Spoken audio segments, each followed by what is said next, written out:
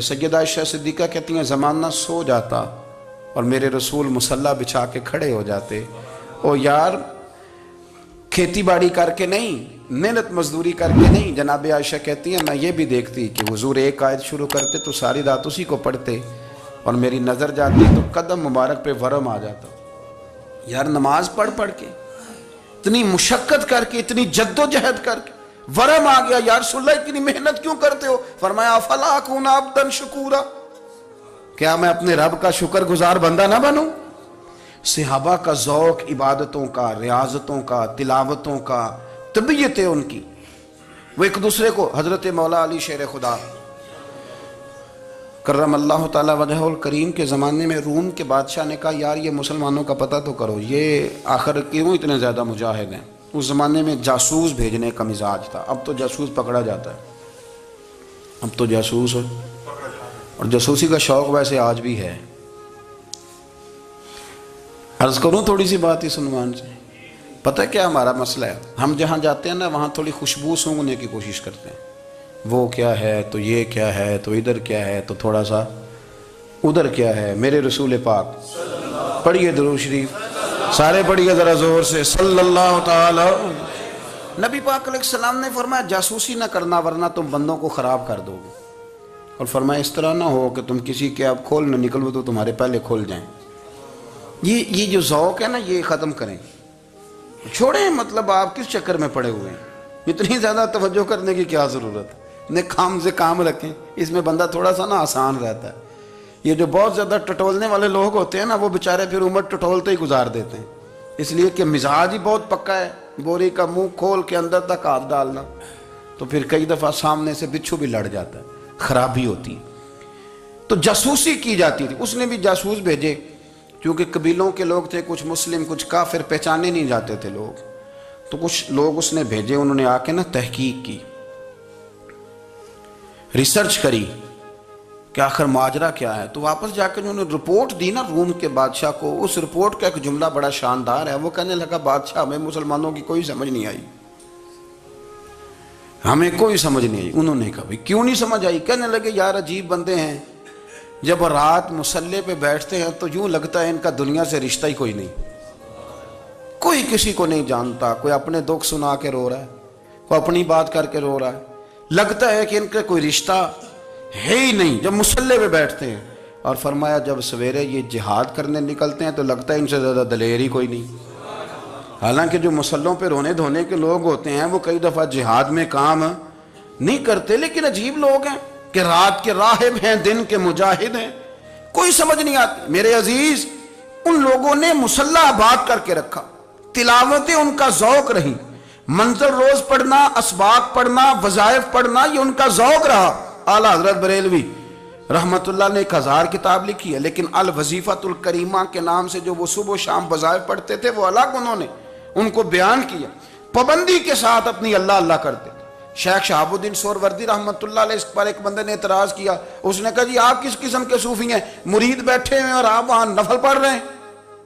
یہ بھی بڑا مسئلہ ہوتا ہے نا، جو بندہ ملنے آتا ہے وہ اپنے ٹائم کے حساب سے آتا ہے، اور پھر اس کا یہ بھی خیال ہوتا ہے کہ پیر صاحب جو ہیں وہ چونکہ درویش ہیں تو نہ انہیں روٹی کھانی چاہیے نہ سونا چاہیے، چونکہ وہ درویش ہیں، اور ہم چونکہ درویشوں کے ماننے والے ہیں لہذا ہمارا یہ طریقہ ہونا چاہیے کہ جیسے ہم کہیں درویش ویسے ہی کر جائے۔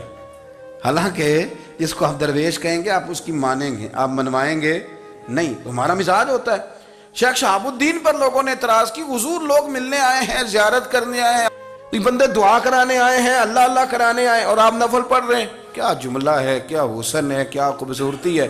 فرمانے لگے رب رسول سے مانگنے کے لیے مصلی بچھایا ہے، اگر وہاں سے مانگوں گا نہیں تو تمہیں دوں گا کیا؟ پہلے مجھے کچھ لے تو لینے دو، اگر میرے پلے کچھ ہے ہوگی تو آگے دوں گا نا، تو میں مانگنے گیا تھا کہ یا اللہ دے تیرے بندے لینے آئے، دے تو میں کچھ لوں گا تو آگے دوں گا نا۔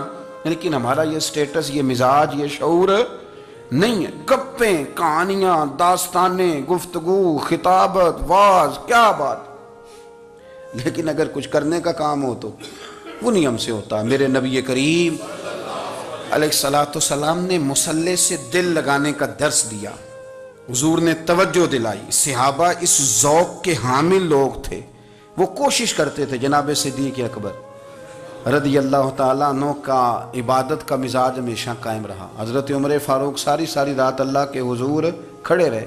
حضرت عثمان غنی رضی اللہ تعالیٰ عنہ عشاء کی نماز پڑھ کے 2 رکعتوں کی نیت باندھتے تھے. 15 سپارے پہلی رکعت میں پڑھ دیتے تھے اور 15 سپارے قرآن مجید کے دوسری رکعت میں پڑھ دیتے تھے.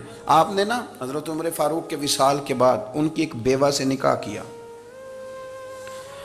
حضرت عثمان غنی نے نکاح کیا. وہ خاتون آپ کے نکاح میں آئیں تو عرض کرنے لگیں امیر المومنین میرے لیے یہ اعزاز تو بہت ہے کہ میں امیر المومنین کی بیوہ تھی تو امیر المومنین کی منکوحہ ہو گئی ہوں، لیکن حضور نہ تو میں جوان ہوں کہ میرے اندر رغبت ہوتی اور نہ میں اب اس قابل ہوں کہ کوئی خدمت کر سکوں، میرے ساتھ نکاح کی وجہ کیا بنی؟ تو عثمان غنی رو پڑے. فرمانے لگے میں نے عمر فاروق کو مسجد میں اپنے رب سے ڈرتے ہوئے دیکھا ہے، میں نے اسے روتے ہوئے دیکھا ہے، عدل کرتے دیکھا ہے، انصاف کرتے دیکھا ہے، امت کی خیر خواہی کرتے دیکھا. تمہارے ساتھ نکاح اس لیے کیا ہے کہ تم مجھے یہ بتاؤ کہ عمر فاروق گھر کے اندر اپنے رب کو کیسے راضی کرتے تھے، گھر کے اندر کیسے راضی کرتے تھے، وہ طریقے بتلاؤ، تم بتاتی جانا اور میں بھی اسی طرح گھر میں عبادت کروں. میرے رسول کریم علیہ السلام نے ارشاد فرمایا، حضور فرمانے لگے جس گھر میں اللہ کا ذکر ہوتا ہے وہ گھر زندوں کا ہے، اور جس گھر میں رب کریم کا ذکر نہیں ہوتا وہ گھر زندوں کا نہیں ہے. گھر نا ہم نا کتابوں میں پڑھتے ہیں کہ ایک بزرگ کہتے ہیں، حضرت فضیل بن عیاض کہتے ہیں کہ میں ایک گلی سے گزر رہا تھا تو گھر کے اندر کسی قاری صاحب نے قرآن کی آیت پڑھ دی ولی من خاف مقام ربہ جنتان. میں تے میرے کانوں سے ٹکرائی تو اللہ نے میری کایا ہی پلٹ دی، میں توبہ کر گیا. اب گھر کے اندر سے آواز آئے تو صحیح نہ تلاوت کی، پر اندر سے آواز آتی نہیں، یا ڈیک بجنے کی آواز آتی ہے، یا ٹی وی چلنے کی آواز آتی ہے، یا دھوم مچانے کی آواز آتی ہے. عبادت کا وہ جو خاص شوق تھا، وہ جو حسن تھا، وہ جو توانائی تھی، وہ جو بات تھی. ایک جگہ پہ ہم بیٹھے تھے تو وہاں ایک صاحب آئے اور انہوں نے آتے ہی کہا کہ مہربانی کریں ذرا مجھے مصلی دے دیں، میرے نہ کچھ نفل رہ گئے. تو میں نے وضو کر لیا تو کوئی مصلی مل جائے. مصلی انہیں دے دیا گیا، وہ مصلی لے کے چلے گئے تو پیچھے ایک صاحب نے تبصرہ کیا، کہنے نے کتنا ریاکار بندہ ہے، لوگوں کو دکھا رہا ہے کہ میں نفل پڑھتا ہوں، ہے کوئی بات کرنے والی. میں نے اسے کہا تو مہربانی کرنا اس طرح کی ریاکاری تو بھی کر، پکڑ مصلی اور جا تو بھی تھوڑی ریاکاری کر کے آ، اٹھ ذرا شکر کر کوئی یہ ریاکار بھی ملا ہے، کوئی نفل پڑھ کے ریاکاری کر رہا ہے. اللہ کا میں کہتا ہوں کو پڑھے تو صحیح نہ، یا یہ کوئی دور ہے نفل پڑھنے کا؟ اس میں تو لوگوں کا مزاج ہی نہیں، طبیعت ہی نہیں. میں نے کہا چل مہربانی کر یہ لے مصلی اور تو بھی جا تھوڑی سی یا کر یا ریاکاری کرو تو صحیح نا. مزاج ہی نہیں، ذوق. جمعے کی نماز پڑھ کے یوں دنیا بھاگتی ہے، او ہو پتہ نہیں کون سی پیچھے آگ تھی جو بجھائی جائے گی. اور آج تک لوگ مسئلہ پوچھ رہے ہیں کہ جمعے کی بعد والی سنتیں کتنی ہوتی ہیں. میں نے کہا کتنے سال ہو گئے جمعہ پڑھتے، کتنے سال ہو گئے، ابھی تک سنتوں کا نہیں پتہ، ابھی تک نے علم کے پہلے کتنی رکھتے ہیں اور بعد میں کتنی رکھتے ہیں. فجر کی سنتیں کب پڑھنی چاہیے، سنو فجر کی سنتوں کے بارے میں. میرے رسول کریم سید عالم صلی اللہ تعالی علیہ وسلم سے ایک صحابی نے پوچھا تھا حضور میری فجر کی سنتیں رہ گئیں یا رہ جاتی ہیں تو حکم کیا ہے؟ کیا انداز ہے حضور کا. بخاری مسلم کے لفظ سنو. حضور سید عالم صلی اللہ علیہ وسلم فرمانے لگے، اس نے کیا پوچھا تھا، حضور جواب کیا دیتے ہیں؟ فرمایا فجر کی سنتیں کبھی نہ چھوڑنا، فجر کی پہلی 2 سنتیں کبھی نہ چھوڑنا. یا رسول اللہ صلی اللہ تعالی علیہ وسلم میری رہ گئی ہیں، رہ جاتی ہیں. فرمایا فجر کی 2 سنتیں نہ چھوڑنا. فرمایا فجر کی پہلی 2 سنتیں مجھے دنیا اور دنیا کے اندر جو کچھ ہے وہ سب سے زیادہ پیاری ہے. فجر کی 2 سنتیں دنیا اور دنیا میں جو کچھ ہے مجھے وہ سب سے زیادہ پیاری ہیں. اس لیے فجر کی سنتیں نہ چھوڑنا. اپنا ذوق، اپنی طبیعت، ہم نے نا ذوق غلط بنا لیا ہے. اگر 20 بندے کہہ بھی دیں گے تو نے بڑی شاندار تلاوت کیا تو کیا اس سے بنے گا؟ 100 بندہ کہہ بھی دے تیری کیا بات ہے، کیا بات ہے نعت خاں کی، کیا بات ہے علامہ صاحب کی، پیر صاحب کی، پیر مہر علی شاہ صاحب رحمت اللہ علیہ. آپ تشریف فرما تھے تو آپ کے ایک ہی بیٹے بابو جی جن کو کہا جاتا ہے، جس دن صاحبزادے پیدا ہوئے تو خادم نہ وہاں سے نکلا. ان لوگوں کے شوق اور طرح کے تھے نا تو ان کی توجہ بھی اپنے شوق کی طرف رہتی. تو خادم نکلا اندر سے، پیر صاحب مبارک ہو، پیر صاحب مبارک ہو، پیر صاحب مبارک ہو، پیر صاحب مبارک ہو. شور کر رہا ہے. تو پیر صاحب کو وجد ہو گیا، اللہ اکبر اللہ اکبر اللہ، او کیا ہوا، کس بات کی مبارک دے رہے ہو؟ عرض کی حضور اللہ نے بیٹا دیے۔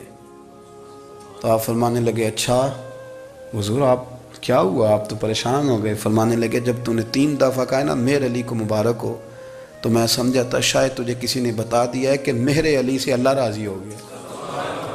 میں سمجھا تھا کہ شاید تو یہ خبر لے کے آیا ہے کہ کسی نے بتایا ہے کہ مجھے آج خبر ملی ہے کہ مہر علی سے رب اچھا پتر ہوا ہے، الحمدللہ اللہ کا شکر ہے، پر میرے لیے مبارک کا دن وہ ہوگا جب میرا رب کہے گا کہ میں مہر علی سے راضی ہوں، میرے محبوب کہیں گے کہ میں مہر علی سے۔ آپ بات کو سمجھیں، شوق ہی کسی اور طرف تھا، دل ہی کہیں اور لگا ہوا تھا، طبیعت ہی کہیں اور مائل تھی۔ کوئی وظیفہ پوچھتے تھے تو پڑھتے تھے وہ لوگ، کچھ اللہ اللہ انہیں بتائی جاتی تھی تو کرنے کا ذوق رکھتے تھے، طبیعت تھی، قائل تھے۔ حضرت ربیع کہتے ہیں میں بڑی دور سے سفر کر کے گیا حضرت اویس کرنی سے ملنے، بڑی دور سے، اور جب میں پہنچا تو فجر کا وقت تھا، تو حضرت اویس کرنی کو میں نے پا لیا، تو وہ نماز پڑھ کے نا قرآن شریف لے کے بیٹھ گئے۔ فرماتے ہیں اشراق چاشت کا وقت ہوا تو نفلوں کی نیت باندھ لی۔ محدث ابن الجوزی نے لکھا ہے، فرماتے ہیں پھر جب زوال کا وقت ہوا تو مسجد میں جھاڑو دینے لگ گئے، زور کی نماز پڑھ کے تو عصر کی تیاری تک وہ مسجد میں بیٹھے رہے، اور میرے نبی پاک علیہ السلام نے فرمایا جو نماز کے انتظار میں بیٹھا ہو وہ نماز ہی میں ہے، وہ نماز ہی میں ہے۔ فرمایا میری دنیا میری امت کی جو رہبانیت ہے نا وہ اتنی ہے کہ نماز کا انتظار کرے، اذان کے بعد نماز کا یہ راہب ہے، یہ اس وقت چھوڑ کے بیٹھے ہیں سارا کچھ۔ فرماتے ہیں عصر تک انہوں نے اللہ اللہ کی، پھر مغرب تک کی، عشاء کی نماز ہوئی تو نماز پڑھی تو وہ تھک گئے، اب مجھے وہ فارغ ہوں مصلی چھوڑے تو میں ملاقات کروں نا۔ یہ آپ حیران نہ ہوں کہ اتنی دیر بندہ کیسے اللہ اللہ کر، ہم نے کی نہیں نا اس لیے ہم پریشان ہیں، جو عادی ہوتے ہیں وہ کر بھی لیتے ہیں، وہ یہ کام۔ میری بات کی سمجھ آ رہی ہے؟ جب جاتے ہو کسی دفتر میں تو 8 گھنٹے کھڑے رہ لیتے ہو نا، مجبوری ہوتی ہے تو کھڑے رہا جا سکتا ہے۔ پاسپورٹ کے دفتر بولیے، امیگریشن کی لائنوں میں، اور میں نے تو امبیسیوں میں بندے 12 گھنٹے پہلے جا کے کھڑے دیکھیں، رہ لیتے ہیں کھڑے۔ تو اگر ان کاموں کے لیے رہا جاتا ہے تو اللہ رسول کے لیے بھی کھڑے رہا جا سکتا ہے۔ تو فرمانے لگے کہ جب عشاء کی نماز کے بعد آخر انسان تھے، تھک گئے، نیند کا غلبہ ہوا تو تھوڑی ایسے آنکھ بند ہوئی تو کھلی تو رونے لگے۔ حضرت ویسے کرنی رو کے کہنے لگے مالک مجھے غافل تو نہ کر، ابھی میں نے کیا بھی کچھ نہیں، دن ختم ہو گیا، کوئی نفل نہیں، کوئی اللہ اللہ نہیں، اللہ مجھے غافل نہ کر، میری مدد فرما۔ فرماتے ہیں جب وہ روئے تو میرے ساتھ جو شخص تھا میں نے کہا اٹھو چلیں، کہنے لگا حضور ملنا نہیں، فرمایا جو میں لینے آیا تھا وہ مجھے مل گیا ہے، جو میں ان سے سیکھنے آیا تھا وہ مجھے نصیب ہو گیا، اب اور میں نے کیا لینا، ختم ہو گئی بات، اٹھو چلیں۔ اللہ کے بندوں نے حضرت ربیعہ بن کعب اسلمی رضی اللہ تعالیٰ عنہ فرماتے ہیں، کہتے ہیں جب بنو قریظہ اور بنو نذیر یہودیوں کے ساتھ حضور علیہ السلام نے جنگ کا اعلان فرمایا تو وہ دشمن ہو گئے، ہمیں خطرہ تھا کہ وہ رات کو کہیں محبوب کو تکلیف نہ دیں، تو کچھ لوگ نا تلواریں لے کے نبی پاک کے دروازے پہ پہرے داری کرتے تھے۔ گن مین رکھنا حرام نہیں، اگر کسی کو واقعی خطرہ ہو تو اس کے لیے سنت بھی ہے۔ حضرت علی المرتضیٰ تلوار لے کے حضور کے گھر کا پہرا دیتے تھے۔ حضرت ربیعہ بن کعب اسلمی رضی اللہ تعالیٰ عنہ فرماتے ہیں کہ رات میری ڈیوٹی تھی کہ میں حضور کے گھر کا پہرا دوں گا، تو فرماتے ہیں میں باہر سن رہا تھا، ساری رات ہی میرے نبی پاک نے اللہ کی تسبیح پڑھی، ساری رات، کبھی تسبیح، کبھی تحلیل، کبھی تحمید، کبھی تکبیر، ساری رات۔ فرماتے ہیں ساری رات حضور پڑھتے رہے اور ساری رات ہی میں سنتا رہا، مجھے اونگ آ گئی، میری آنکھ لگ گئی، حضور ابھی پڑھ رہے تھے، میں تھک کے سو گیا، اور فرماتے ہیں جب میری آنکھ دوبارہ سے کھلی تو میرے کانوں میں پھر کوئی چیز گونجی، تو میں نے کان لگایا تو میرے حبیب ابھی بھی اللہ کو یاد کر رہے، ساری رات حضور رب کی عبادت کرتے۔ اسی لیے تو کہا یا ایھا المزمل قم اللیل الا قلیلا، حبیب ساری رات تو نہ جاگا کا، تھوڑا آرام بھی کر لیے گا۔ میرے بھائی اپنا مصلی، اپنی عبادات، اپنے وظائف، اللہ اللہ جو آپ نے کسی سے سیکھی ہے اس کو کبھی کمزور نہ ہونے دیں۔ شجرہ شریف جو کسی بزرگ سے آپ لے لیتے ہیں تو کیا رسم ہے کوئی؟ اس پہ کچھ لکھا ہوتا ہے، وہ پڑھنے کے لیے دیا جاتا ہے، اس پہ لکھا ہوتا ہے کہ یہ اللہ اللہ آپ نے کرنی ہے۔ ساری زندگی کسی اسکول میں داخل ہو گئے اور وہاں جا کے آپ نصاب ہی نہ پڑھیں، کتاب ہی نہ کھولیں تو پاس ہو جائیں گے؟ وہ کہتے ہیں میں 20 سال جاتا رہا ملا کچھ نہیں. تو آپ نے لیا کیا ہے؟ ایک اتنی سی کتاب تھی، اس کو تو کھول کے آپ دیکھ نہیں سکے، اس کے وظائف تک تو رسائی نہ ہوئی، اس لیے کہ اللہ اللہ کرنا مشکل ہے اور تصویر کھنچانا یہ آسان کام ہے. تو جو آسان ہے اس طرف ہماری توجہ لگی رہتی ہے اور جو مشکل ہے اس طرف ہم ذوق پیدا نہیں کرتے. یا ایھا الناس اعبدوا ربکم الذی خلقکم والذین من قبلکم لعلکم تتقون. اے لوگو اس رب کی عبادت کرو جس نے تمہیں پیدا کیا اور تم سے پہلوں کو پیدا کیا، اس لیے عبادت کرو کہ تم پرہیزگار ہو جاؤ گے. مالک سمجھنے کی توفیق عطا فرمائے.